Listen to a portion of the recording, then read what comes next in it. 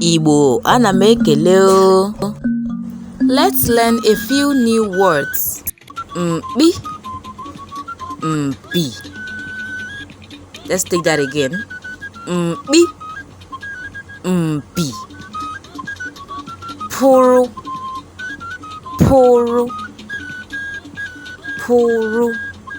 Let's take it again. Puru, phuru, phuru. Let's take it slowly. Can you wear ya wayo? Mkpi, phuru, mpi. Ihuru.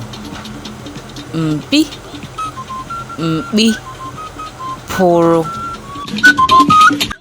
Mkpi, phuru, mpi. Ihuru. Mpi, mkpi, phuru. Mkpi, phuru, mpi. Ihuru. Mpi, mkpi, phuru. Mkpi, phuru, mpi. Ihuru. Mpi, mkpi, phuru.